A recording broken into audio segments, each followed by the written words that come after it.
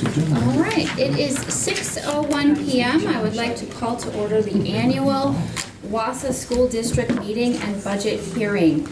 Please stand for the Pledge of Allegiance. I pledge allegiance to the flag of the United States of America and to the republic for which it stands, one nation, under God, indivisible, with liberty and justice for all. Okay.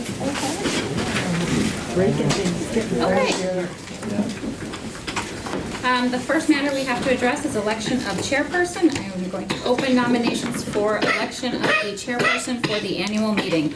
Are there any nominations from the floor? I nominate Tricia. Second. Okay. All right. I will seek a motion to close nominations, and we will vote on a motion. So moved. Second. Okay, all in favor? Aye. Opposed? Abstentions? All right, motion to close nominations carries. Now I'm seeking a motion for myself. Vote on it. Oh, we just vote on it? Yep, because we already have the first and the second, right? Okay. Yep. All right, so then voting for myself, Mrs. Lunker, as chairperson. All in favor? Aye. Opposed? Abstentions? Motion carries. Okay, so now the chair designates Cassie Peck as secretary for this annual meeting. Thank you. Thank you, Ms. Peck. And next, designate vote counters. The chair designates Cassie Peck and Bob Tess to assist in the voting process and to tally votes at this meeting if necessary. Thank you. Okay, so the 26th annual meeting minutes that are included in the handout materials will be entered into the record. Okay, at this time, Treasurer Lance Trollope will now read the Treasurer's report, which includes the general checking account for the school district. So this is for the fiscal year ending June 30th, 2019, as of June 30th, 2019. Beginning cash balance and investments July 1st, 2018, $30,511,306.08. Receipts, $113,796,840.59. Disbursements, $116,265,640.13. Ending cash balance and investments, June 30th, 2019, $28,042,506.54. This includes Fund 10, Fund 21, Fund 27, Fund 29, Fund 30, and Fund 80. Okay, thank you, Lance. Next, Noel Tordson will now read the other post-employment benefits report. The cash balance in the OPEB trust account as of June 30th, 2019 was $3,554,485.01. Investment returns July 1st, 2018 to June 30th, 2019 were $184,373.72, made up of dividends, $80,025.39, unrealized gains and losses, $137,367.51, long-term realized loss, $14,844.22, fees, $18,174.96. Total claims paid out of the fund, July 1st, 2018 to June 30th, 2019, $1,820,818.85. And I could take any questions about how the OPEB trust works. Hearing none, thank you. Next, we will have the budget hearing on the proposed 2019-2020 budget. Thank you. So the next part of the annual meeting is the actual budget hearing. You get to hear about the budget that we're going to put forth. It also was published in the newspaper. It also was available at the front desk for the last month or so. The board has seen this 4 or 5 times before. The public has had a chance to see it in the newspaper, come in to ask questions. And tonight's Democracy in Action. You get to vote on it and be part of the meeting. And we'll have some motions in front of you later, and everybody in the room that registered as a Wausau School District resident and of voting age can vote on the resolutions that we put forth later. Be foolish not to start with our shared key interests. Obviously, this drives everything that we do, and maybe you find it as a surprise. We consult this more often than you might think. We consult it all the time. When we're faced with difficult decisions, we talk about the shared key interest. And if we have a choice of supporting the shared key interest versus not, you know where we side. The calendar you've seen before, but a different one is highlighted in red. We're not at the end of the road yet, but this is the annual meeting. There happens to be a committee meeting on the same night. You won't see much on October 14th. That's just the typical board meeting. Maybe there's nothing typical about it. It's a board meeting, right? We approve anything from tonight's operations committee meeting. Don't talk about the budget a lot. Some of the numbers that we need for final budget passage happen in October. October 1st, we learn from some things from the DPI. October 15th, we learn some things. And then October 28th, the board themselves get to approve the final budget and approve the levy. They may use what they learned tonight, but they are not obligated to follow suit with what is voted on tonight. And that's October 28th. School funding simplified. Boy, if you could simplify it down to a single slide, I'd probably be out of a job. But if we can simplify it, it all comes down to the revenue limit. The revenue limit has existed since 1993. Wherever school districts were spending in 1993 got registered, and from there they built up by this perpetual math problem, and also through referenda that were passed in different school districts. The Wausau School District has never changed their revenue limit through referenda. So essentially, the hand that we were dealt in 1993 is the hand we're still playing. We leverage some things like transfer of service and energy efficiency exemption and things like that. But the revenue limit governs all. It really is that important. And essentially, this is the variable that depends upon these two that the DPI deals us. The DPI tells us what kind of state aid we're getting. The DPI tells us the revenue limit we're gonna have. And if we subtract this from this, that's the levy that we're trying to support tonight and we're gonna vote on. Again, the DPI doesn't just tell us. There are many, many factors that go in, and we're gonna talk about every one of them tonight, so. It's a joke. Every one of We're them? gonna talk about every one of them. Okay? Skip a few. So these are 1920 estimates. And if we start out with our revenue limit, I'm trying to boil it down to per student. I think people have an easier time really imagining the amount of money we're spending when we think per student. But we could extend this out to the entire school district. We've got, I don't know how many students this year, 8,500 students. But 10,859 per student is our revenue limit. If we subtract off the amount of state aid we get, it's about 65% of that. So we're aided at the amount of 65% comes from the state. And then the tax levy supports the other 35%. So the state gives us this, we ask that from our taxpayers, together it makes up the revenue limit, and that's just Fund 10. Fund 39 gets a lot of attention, and it will get a lot of attention in the next year or so. Fund 39 is our referendum fund. And we can only tax in Fund 39 if the taxpayers tell us we should tax in Fund 39. Okay, it's reserved just for revenue bond payments. Again, property taxes vary from house to house. And I put that disclaimer all over the place. I think this governing body takes a little bit too much heat sometimes for taxes when some things are out of your control. The Department of Revenue plays their role. Each individual municipality plays their role. But this is about as oversimplified as you can get when it comes to school funding. This is noteworthy because people talk about Act 10 a lot. And there's a reason for it. And people's personal income got hit as a result of Act 10. And our ability as a school district to fund all the other things we need other than people's salary took a hit. Think about what happened in 2010. Revenue growth, revenue limit growth was going up at about 2.86%. And then Act 10 happened, and it went down 5.27%. And if the very next year, it would have gone back to that growth percentage of 2.86, that would have still been a challenge. but it would have been pretty solvable because of the infamous tools that we were given. But what happened? It went down, and then it went up at a much slower rate.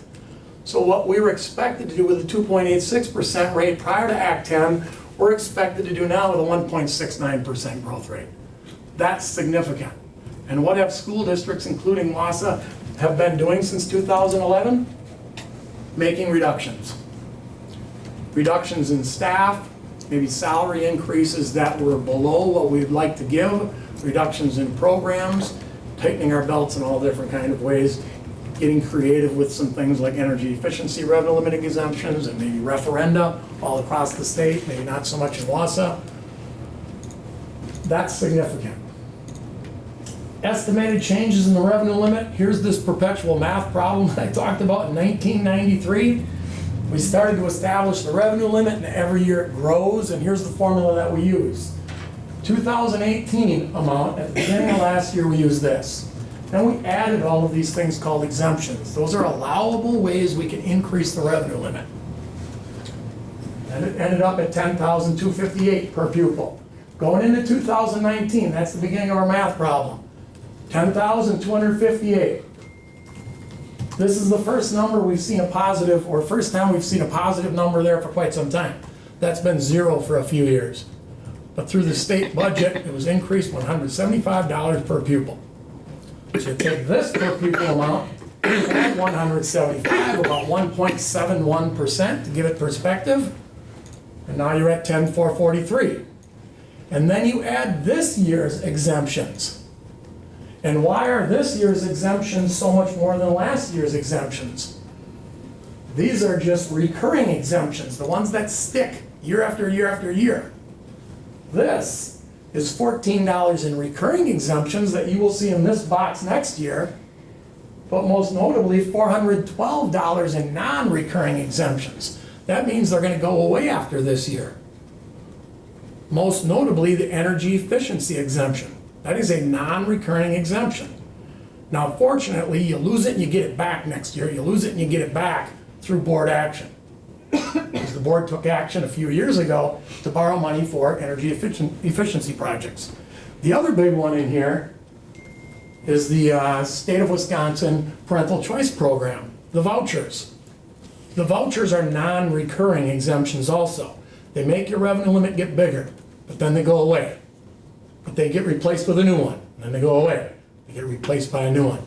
There are a couple other smaller ones in there, but in here are the parental choice vouchers. We can tax more to ship that money to the parental choice voucher program. And I kept that number flat from last year for purposes of this iteration of the budget, because that's the easiest way for me to come back in 2 or 3 weeks or 4 weeks and say, this is what the DPI dealt us. Last year, it was just over $1 million. It was $1,087,000 or something like that. And I won't say, well, we raised it a little bit, now we're raising it a little bit again. I'm just keeping it flat right now so we can more easily see how much it went up when we look at it again in October 28th or whatever that date is. We're going to look at that again. Because the DPI doesn't tell us until October 15th what that number is. So this is important because of that impact. And then you get a new revenue limit, you multiply it by the number of students, and you get your full revenue limit. Obviously, the number of students up here will not be the same as the number of students down here, so that's another way it gets bigger sometimes, more students, okay?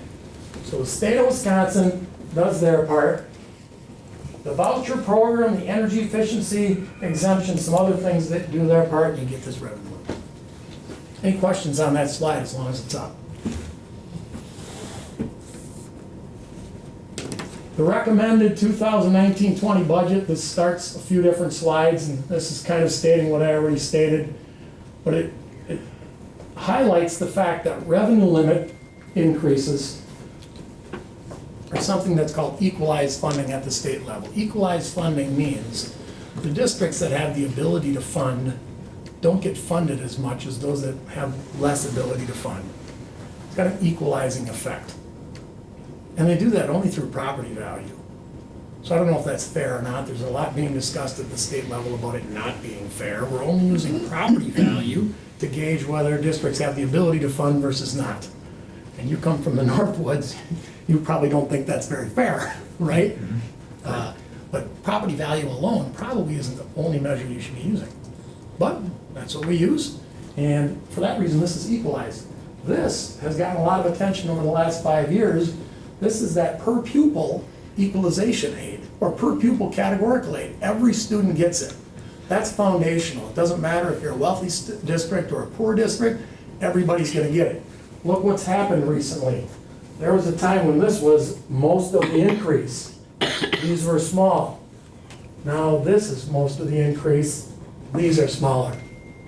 If you take these two together, 175 and 88, I think that's $263. That's an increase in funding from last year to this. 263. And that's important because next year the increase is 179.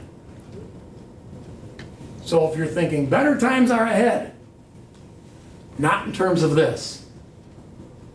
Are there better times ahead for other things? All kinds of other things. Most notably the special ed funding. The special ed funding, the reimbursement goes from 26, I think, to 30%. That's still not gonna bring it up to $263 per student. It's still gonna be below that. So this is probably a little bit more of a rosy budget than next year. But we'll see, we have some local control too. You've seen this before, I think it probably fits in an annual meeting more than when I showed it to you the other time. So if I'm gonna cut a slide, I'm gonna cut it from the previous and keep it here. Here's what the school district or the school board, I think, takes some heat that they don't deserve. Okay, the certified full value is determined by the Department of Revenue. They tell us when we set the levy, 60% of it should go to the city of Wausau. 1.73% should go to the town of Berlin. Notice 0% should go to the village of Brokaw. Village of Brokaw doesn't get a tax bill from us anymore, but Village of Maine does. So the previous bill that was going to the Village of Brokaw now goes to the Village of Maine because the Village of Maine, so to speak, owns the Village of Brokaw. Department of Revenue tells us this. You as a school board determine this, and today the voting electorate gets a chance to weigh in on that also. These are the actual tax bills totaling that much that we will give to each one of those municipalities. And Noel sits down with a calculator, says 60% of that bill, I'm sending that to the city of Wausau. And 19% of it to the town of Red Mountain and so forth. Again, school board has control over this. And then inside of each one of these municipalities, the city of Wausau, through their assessment methods, they split it up with all the taxpayers and property owners.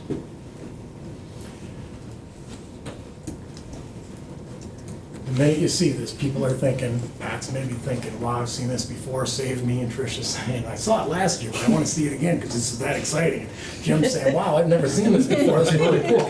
So we've got the whole gamut here, but I think especially going into referendum, we need to understand where our funding comes from, more than ever, especially the equalization funding, because it's going to be brought up over and over again if we choose to go to referendum.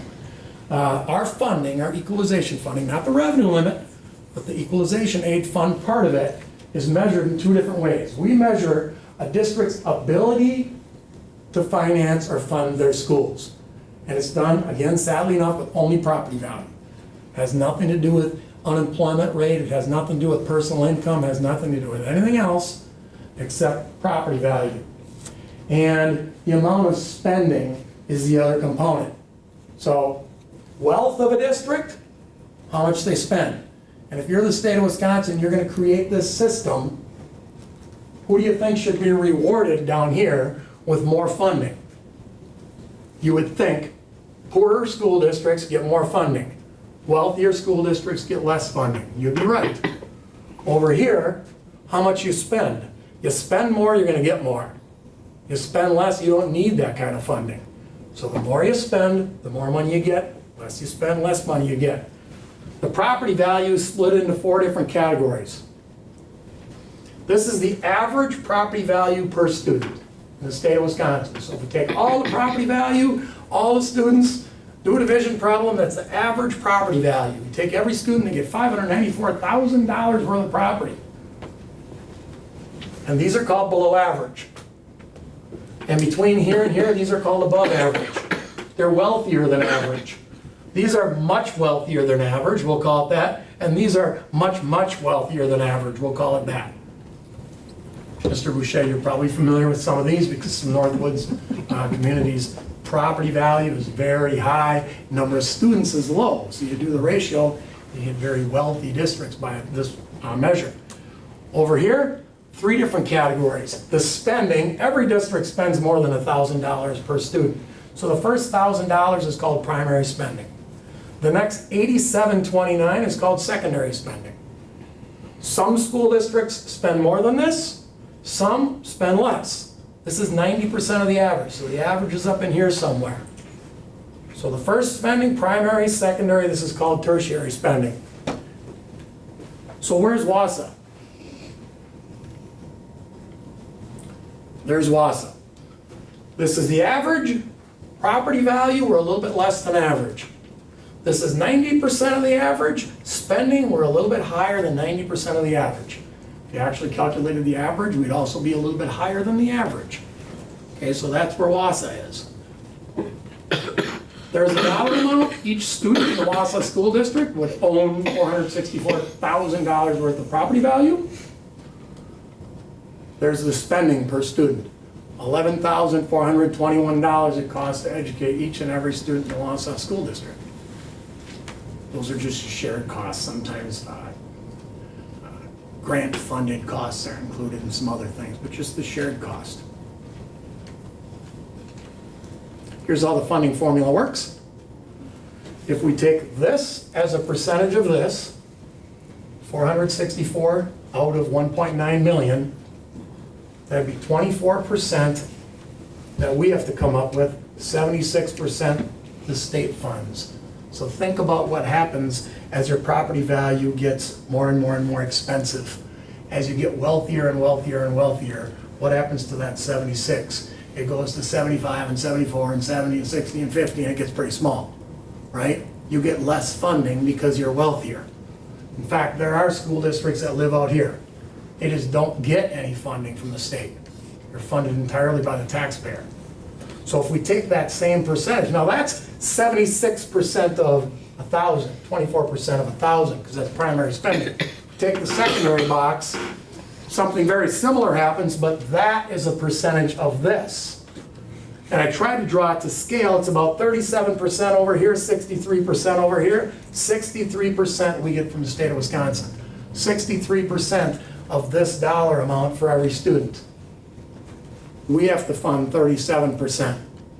What happens as you get wealthier? The 63 becomes 62 or 60 or 50 or 40 or 50. And if there are schools that live out here, there are certainly schools that live out here that get nothing. Here's where it gets a little bit more interesting because we're on the cusp of some things maybe changing. Okay, tertiary funding, not every district spends in the tertiary area. We do. We spend between 97 and 11.4, that dollar amount in tertiary. We get 22% of that money from the state. We fund 78% of it on our own. That's this as a percentage of the average. So what happens if we get wealthier and wealthier and wealthier? The 22 becomes 21, 20, 15, 10, 5, 0, and what happens after 0? Negative 5, negative 10, and those districts are known as negative tertiary aided districts. And this aid, which is 22% of a positive number for us, is positive, but if it gets to be negative, it takes away from this funding. And here's why that's important. Because if we go to a referendum now, or in a year or two, we're going to talk about the taxpayer impact on $1 additional spending will be with a 22% off coupon that they get from the state. So instead of needing $1 for referendum and $1 to the taxpayers, it's going to be we need $1 for referendum and taxpayers are going to pay 78 cents. For a district that's in negative tertiary aid, this ends up being a negative because their property values out here, heaven forbid way out here, right? They've got problems here, but they lack other problems, right? Okay, so some of each. We could be having a discussion around referendum where $1 of spending costs the taxpayers $1.10. That'd be a vastly different conversation. To borrow $1 for this new building or whatever you want to do, it's going to cost taxpayers $1.10. That's a harder sell. Here, for $1 spending, it costs you 78%. Actually, we're leveraging that right now with some of our defeasance strategy. Our defeasance strategy is causing this to go up. Spend more, get more. Doesn't fund everything, but it's debt that we need to pay anyway. We're paying it a little bit early, and we're getting more aid on it. That is going to become more important probably in the coming year. I'll put the numbers up there. Any questions on that? If we're making decisions, policy decisions on referendum and things like that, and we're going to be out there in the community telling this story, I think the more we know that, the better off we're going to be. This one's interesting. Here are the different aid categories for every school district in Wisconsin. Ours is positive, primary, secondary, tertiary aid, dark green. Are any in our neighborhood negative tertiary aid? There's some that are negative tertiary aid. $1 of additional spending costs taxpayers $1.10, or maybe $1.20 or $1.30. What about this one? Positive, primary, and secondary, they say nothing about tertiary. That's because their spending is down here. If their spending is low, tertiary is not even in the picture, positive or negative. So there are a lot of districts. You can see low spending, low spending, low spending districts. This is all available dpi.wi.gov. Here's another interesting one, the percentage of your revenue limit that comes from state aid. And I said before ours is 65. So ours is in this range, 65. You've got some outliers here. These are very heavily aided. These are very low aided. Northern Wisconsin doesn't come as a surprise. High property value, Door County, high property value. Elk Mound, I don't know what's going on over there, but heavily aided. Low property value. That's heavily aided. I think this one is Abbotsford too, in there. Here's another interesting graph. Percentage change in revenue limit membership. Whenever you hear revenue limit membership, membership is number of students. Just call them members in the revenue limit formula. So are they going up? Are they going down? Ours is going down a little bit, between 0 and 2% negative, but you can see statewide that's an issue. It's an issue. A lot of school districts are in declining enrollment. And remember, through the revenue limit formula, you get protected by declining enrollment in the year you're in. It hits you next year. So we're not alone. We're not alone. There are some districts that are going up, some of them nearby also. Here are the revenues in Fund 10 last year compared to this year. This is last year's, this is this year. Our revenues did go up a little bit more in aid for sure. If we talk about equalization aid, 56 million last year, 58 million this year. That's probably the most noteworthy one up here. Why are we getting more aid? This year's state biennial budget was favorable to begin with, and then your defeasance strategy says more spending gets more aid, right? So you get aid on that defeasance. Net revenue increase of 1.7 million. This is an interesting graph that people like to see from year to year and compare it, at least the last year. How much are we spending on personnel?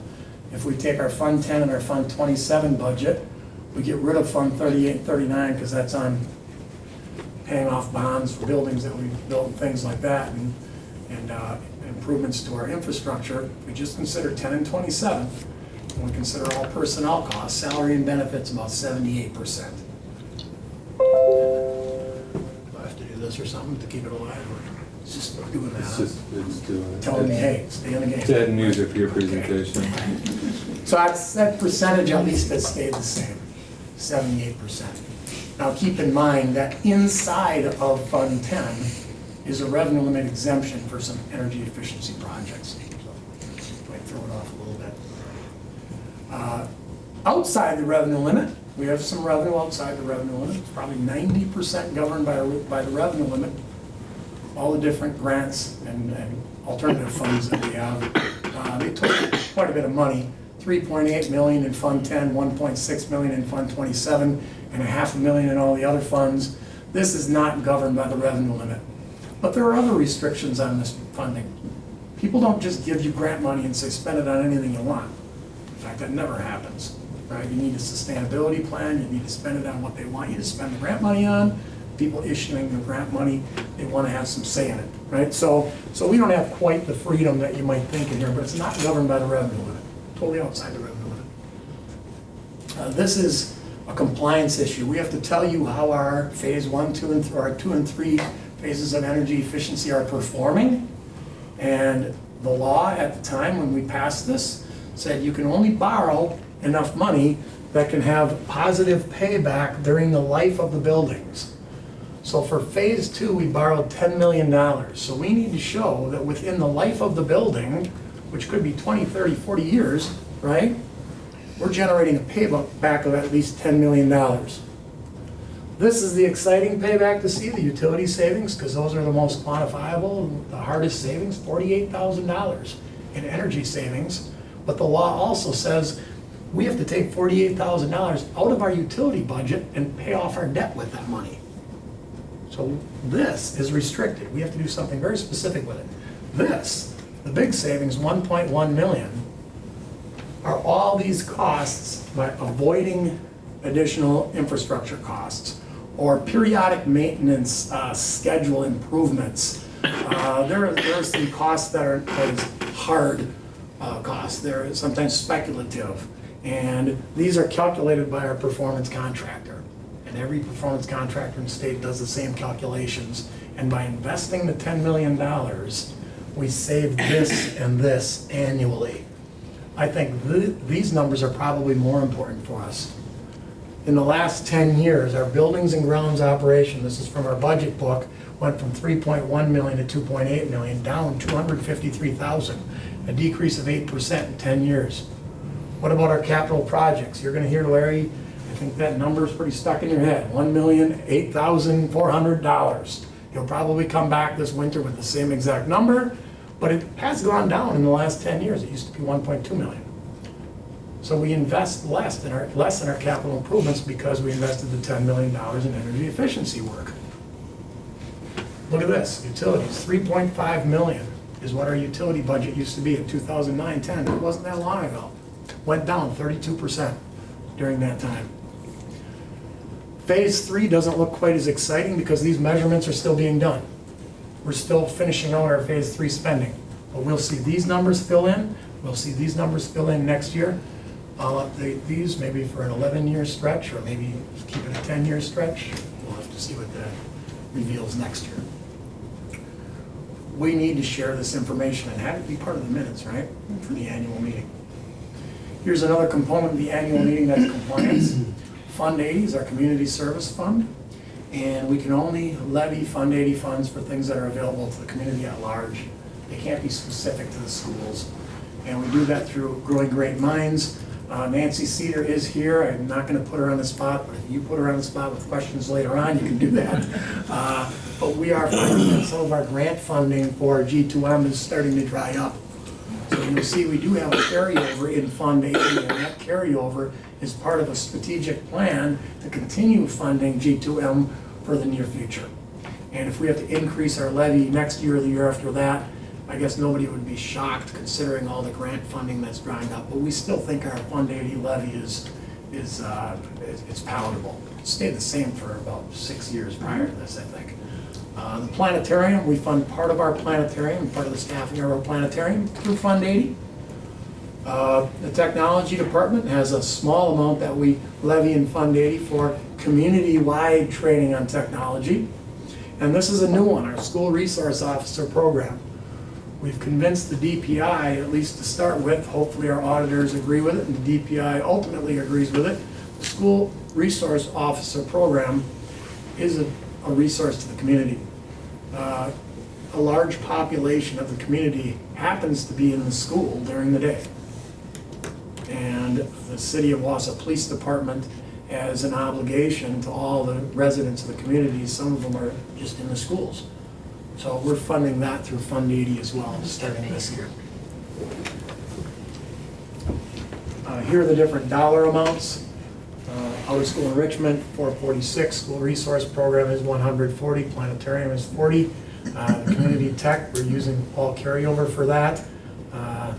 And there is some carryover that will probably be going down pretty quickly starting next year with our plan that we have for the before and after school program. Again, compliance, we need to talk about the community service fund at the annual meeting. I can't not show this graph. This is the mill rate since the Stone Ages? Nope, since 1968.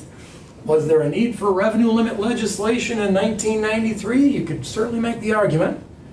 Did revenue limits work? You could certainly make that argument. Have we done a pretty decent job of managing mill rates since then? We've done a really good job of managing mill rates since then. I brought in a new picture this year, especially if we're talking about going to referendum this year. If we're talking about going to referendum, this might be Exhibit 1. Last time we went to referendum was after we did $1.6 million of energy efficiency, and while we did $10 million of energy efficiency work. And we added another $29 million for the successful referendum in 2015. That's almost $40 million, including that it is $40 million of additional debt payments, so to speak. And our mill rate went from 11.12 to 11.46. And we didn't say at the time that it was going to go back down to 11.14. But a lot of other things happened at the state level that caused that to happen. I would have loved to go out to the community and say, your mill rate's going to go up to 11.46 and it's going to go right back down to 11.14 the next year, but we didn't know that. But that's what happened. And then we started this strategy of defeasance and paying additional debt, and it went to 11.12 in spite of that. And we paid more debt, and it went to 11. And this year, I'm supporting, with all the slides, a 10.79 mill rate, and we're paying an additional $1 million in bond debt from past referenda. So we have created an opportunity for ourselves, even if the parental choice voucher program gets crazy this year, and we get some very unfavorable numbers, I think the 10.79 we can still achieve. Because we'll just defease less future debt. And we'll still create an opportunity for ourselves to go to referendum in November 2020 and borrow significant bond dollars for infrastructure and building improvements and keep our mill rate flat. That's a nice position to find ourselves in, but it came with active debt management over the years. This is all of it in one slide. Last year, this year, what happened to the general fund? Went down 349. The levy amount at least went down because the aid went up. Here's the additional defeasance. We're defeasing an additional $1 million worth of debt that we didn't defease last year. Defease just means prepay your home mortgage, right? We don't have a home mortgage, we have bond issues. Community service did go up a little bit. Percentage-wise, it looks like a lot. That's adding the SRO program, which came out of Fund 10, allowed us to balance our budget. And keep in mind, that's following 6 years of a flat mill rate. And then here are the mill rates and changes. The dollar amount on the levy itself is up $7.93, but the mill rate changes down 21 cents. Why did that happen? Because property value went up. So when property value goes up, you spread your mill rate a little bit more thinly. Here are the different components that took us from last year's mill rate of $11 to this year's mill rate of $10.79, all broken down separately. Increasing property value had a big impact. Increase in general aid through more spending and a favorable state budget had a big impact. Increase in revenue limit with recurring exemptions. All the different recurring exemptions that go into it, I mentioned them earlier. Some of them declining enrollment, some of them energy efficiency exemption, some of them the parental choice program, late open enrollment, and then some other less significant ones. Debt also. $1 million.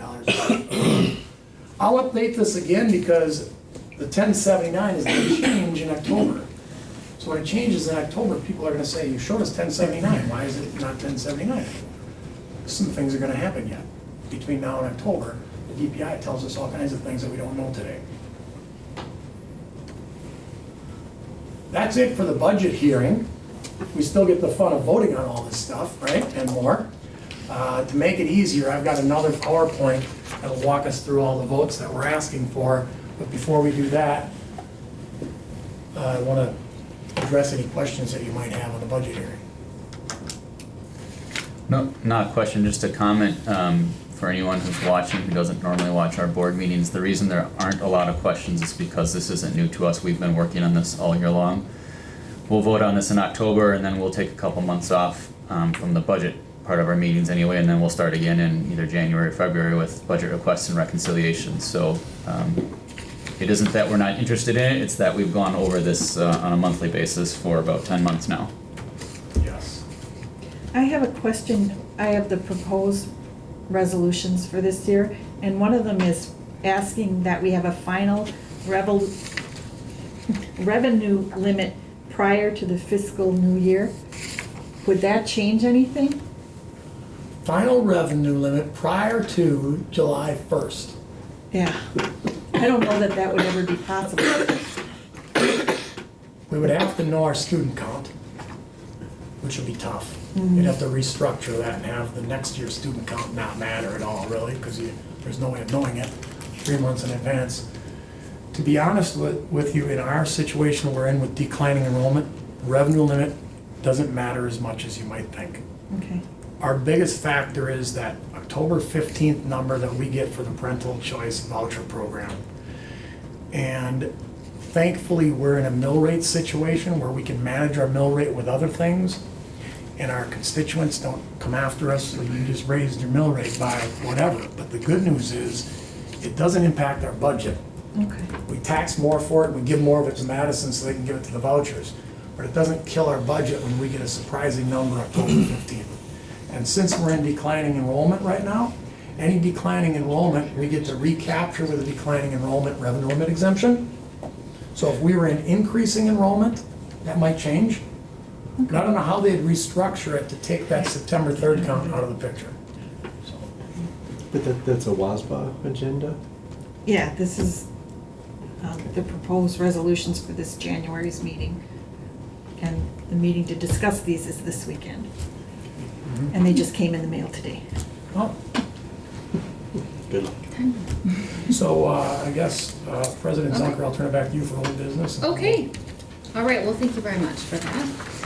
Okay, next we are on agenda item 9, which is old business. There is no old business. Agenda item 10, new business. So, under new business, we have 8 resolutions. So I'll be seeking a motion on each of the 8 resolutions. The first one that we are starting with is the tax levy for general fund and community service fund, which includes site buildings, maintenance, and community activities.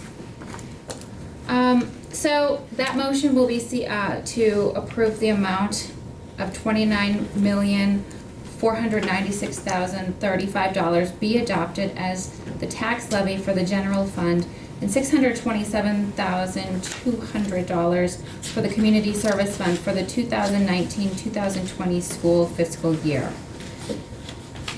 So moved. Second. Any discussion on this? Okay, hearing none. We're going to do voice vote unless there's a request for a show of hands or paper ballot. All right, all in favor? Aye. Opposed? Abstention? Motion carries. You get to vote out there too. Yep. Everybody that is signed up as a resident can vote on all of these resolutions tonight. If you're old enough to vote. Thank you. Okay, the second resolution is tax levy for debt service fund, seeking a motion that the amount of $16,059,693 be adopted as the tax levy for the debt service fund for the 2019-20 school fiscal year. So moved. Second. All right, any discussion? Hearing none, all in favor? Aye. Opposed? Abstention? Motion carries. Thank you. Resolution, we're on to number 3, school lunches. And this is, I'll be seeking a motion to furnish school lunches to the students of the school district and appropriate funds for that purpose. The school lunch program is self-funded through sale of tickets and federal and state subsidies and is accounted for in Fund 50. So moved. Second. All right, any discussion? Hearing none, all in favor? Aye. Opposed? Abstention? Motion carries. Number 4. So, this is for reimbursement of expenses for school board members. And this would authorize the payment of actual and necessary expenses of a school board member when traveling in the performance of duties. So moved. Second. So we I move to could, authorize the payment of actual and necessary expenses of the school board member when traveling in the performance of duties. Second. thank you. Board members, do you mind if we allow, non-board members to motion? Oh, of On course. No, these? that's fine. Okay, Of course they thank you. can. And on number 5 as well, please. Okay, any discussion? Okay, hearing none, all in favor? Aye. Opposed? Abstentions? Motion carries. Thank you. And thank you, Carla and Cassie, for that. Okay, number 5, salaries of school board members. So school board members have received an annual salary of $3,100 since 2005. I move that school board annual salaries be established at $3,100 for the 2019-2020 school fiscal year. Second. All right, any discussion? Hearing none, all in favor? Aye. Opposed? Abstentions? Motion carries. Thank you. Okay, item number 6, authorize resolution regarding continuing authorization for the Board of Education to lease suitable buildings and/or land for school sites. So I'll be seeking a motion pursuant to section 120.10(5) of the Wisconsin statutes that the Board of Education be granted authority through the time of the next annual meeting to lease suitable buildings and/or lands for school sites. So moved. Second. All right, any discussion? Hearing none, all in favor? Aye. Opposed? Abstentions? Motion carries. All right, item number 7. This is to authorize a resolution regarding continuing authorization for the Board of Education to convey partial interests in real estate. Seeking a motion pursuant to section 120.10(12) of the Wisconsin statutes that the Board of Education be granted authority through the time of the next annual meeting to convey small parcels and/or easements in school lands to governmental authorities or public utilities under circumstances in which property belonging to the school district is not needed for school purposes, and in which the value of consideration to be received in exchange for an easement does not exceed $20,000. So moved. Second. Any discussion? All right, hearing none, all in favor? Opposed? Abstentions? Motion carries. All right, finally, we're at our last resolution. This is number 8, establish 2020 annual meeting.